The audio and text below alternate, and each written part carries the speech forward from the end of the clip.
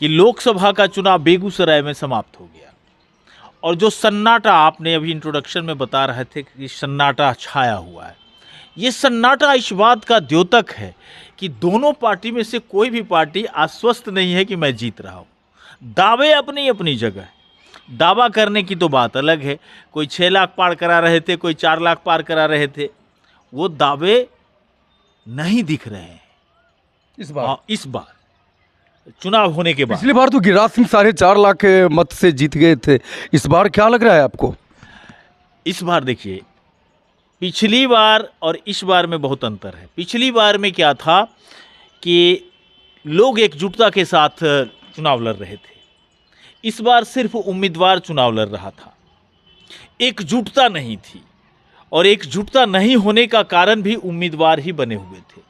बेगूसराय के sir BJP में एकजुटता नहीं हो, ये माना जाएगा इस बात को? बिल्कुल मैं मानता हूं। मैं क्या, पूरा दुनिया मानेगा इस चीज को, पूरा बेगूसराय जिला मानता है कि एकजुटता थी ही नहीं। भारतीय जनता पार्टी दुनिया की सबसे बड़ी पार्टी बिखरा हुआ था। बिखरा हुआ नहीं, तिनके की तरह बिखरा हुआ था। और इस बार जो वोट हुआ है, जो लोग वोट किए हैं, उस पर ना तो कार्यकर्ता का असर रहा, ना ही किसी पार्टी का असर रहा, और ना ही किसी प्रकार का कोई दबाव रहा। बहुत ही जेन्युइन वोट हुआ है बेगूसराय में। लोग अपनी मर्जी से घर से निकले, लोग अपनी मर्जी से जाकर के सिंबल पे बटन दबाया है। अब आप समझिए इस चीज को थोड़ा सा कि ये कार्यकर्ता कहां गायब हो गए। कहां गायब हो गए? ये गायब। बीजेपी आपने एक सवाल हमको दिया कि किसकी जीत होगी, कौन हारेगा। यहां अवधेश राय जी के सामने चुनौती जो दिख रहा था वो गिरिराज सिंह थे, और गिरिराज सिंह के साथ कई एक सारी चुनौतियां थी। एक चुनौती ये थी कि अवधेश राय महागठबंधन के उम्मीदवार को हरा देना है, दूसरी कि उनके कार्यकर्ता उनको हराने में लगे थे। गिरिराज सिंह के कार्यकर्ता? बिल्कुल, भारतीय जनता पार्टी के कार्यकर्ता। मैं ऑन कैमरा बात करता हूं, मुझे किसी से कोई लेना देना नहीं है, आना में मुझे किसी से डर लगता है। मैं स्पष्ट बोलने में विश्वास करता हूं, क्योंकि स्पष्ट बोलो और सुखद रहो। भैया आप जान लीजिए कि बेगूसराय लोकसभा में दुनिया की सबसे बड़ी पार्टी के कद्दावर चेहरे गिरिराज सिंह चुनाव लड़ रहे हों, और गिरिराज सिंह को हरा देने के लिए ये षड्यंत्र चुनाव के माहौल में ही नहीं शुरू हुआ, ये षड्यंत्र काफी पीछे से चला जा रहा था।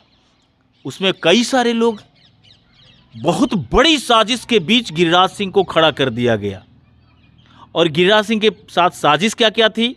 उनके साथ रहने वाले लोगों ने उनके साथ विश्वासघात किया, उनके साथ काम कर, उनके एमपी बनने के बाद, केंद्रीय मंत्री होने के बाद जिन लोगों ने मजे लूटा, उन्हीं लोगों ने षड्यंत्र का जाल बिछाया। और जाल ऐसा कि आज आप आए सुन रहे होंगे ना बेगूसराय में, बिल्कुल कि वोटरों के नाम काट दिए गए, वोटरों के नाम काट दिए गए।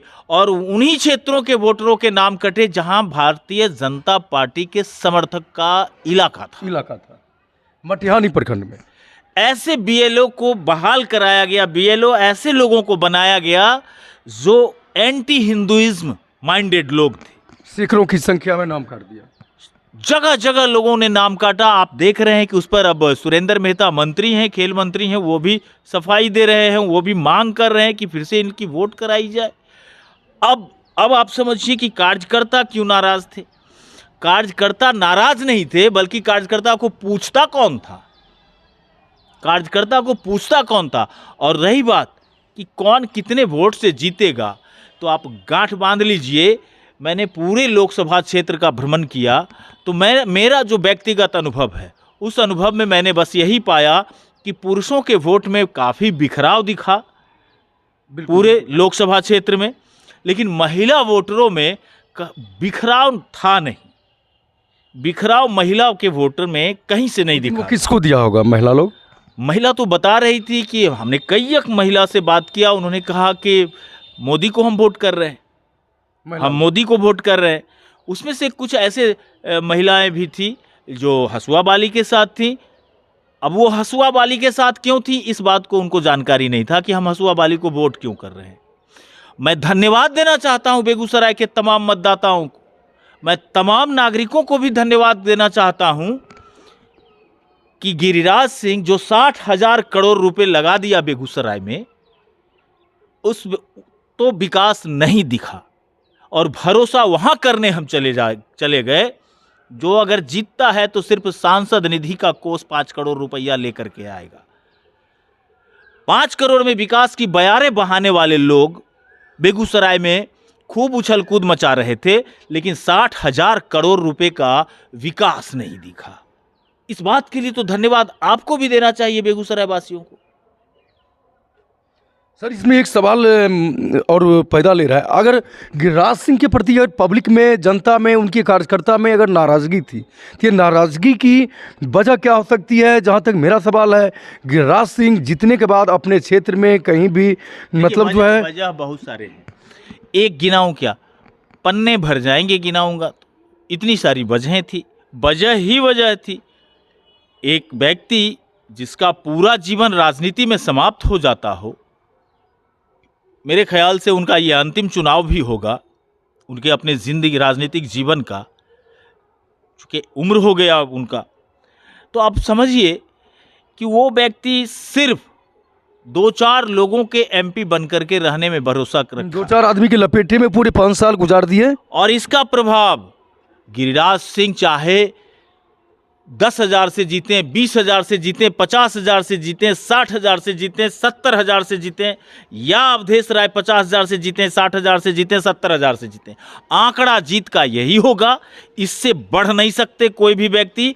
और अगर इतने से गिरिराज सिंह जीत भी जाते हैं तो मंत्रिमंडल के सदस्य नहीं बनाए जाएंगे, क्योंकि वहाँ पूछने वाला बैठा हुआ है कि 60,000 करोड़ रुपया देने के बाद अगर 25-50,000 वोट से जीत करके आए हो तो तुमने किया क्या। पूछने वाले लोग पूछते हैं, ऐसा नहीं है कि नहीं पूछेंगे। दूसरी तरफ कि ये भी सिर्फ सांसद बन के रह जाएंगे, बिल्कुल सांसद बन के रह जाएंगे, इनके पास भी 5 करोड़ ही रहेगा। अवधेश राय जी जीत जाते हैं तो उनके पास भी 5 करोड़ ही रहेगा। बिल्कुल। तो 60,000 करोड़ रुपए, जहां हम हजारों हजार करोड़ रुपए बेगूसराय को मिल जा रहा था, लेके आ रहे थे यहाँ के सांसद, अब वहां सिर्फ आने वाले वक्त में 5 करोड़ पर लोगों को संतुष्टि मिलेगी। और इसमें उन लोगों को, जो लोग उछल रहे हैं ना सोशल मीडिया पर, भद्दी भद्दी बातें लिखते हैं ना, उनकी संतुष्टि है। वो क्रांतिकारी योद्धा की तरह सोशल मीडिया पर भिड़े हुए हैं, एक क्रांतिकारी योद्धा की तरह भिड़े हुए हैं। वो एकदम आपकी किसी भी बात को चैलेंज कर देंगे। मूर्खों की भांति लिखते हैं। लगता ही नहीं है कि वो किसी संस्कारी परिवार का बेटा है, बच्चा है, या उसके घरों में कोई किसी ने संस्कार उन लोगों को दिया भी है। दिमाग में गुद्दा है, ताकत है सोचने का कि नहीं सोचने का। अरे क्या लिख रहे हो, क्या सोच रहे हो, क्या समझ रहे?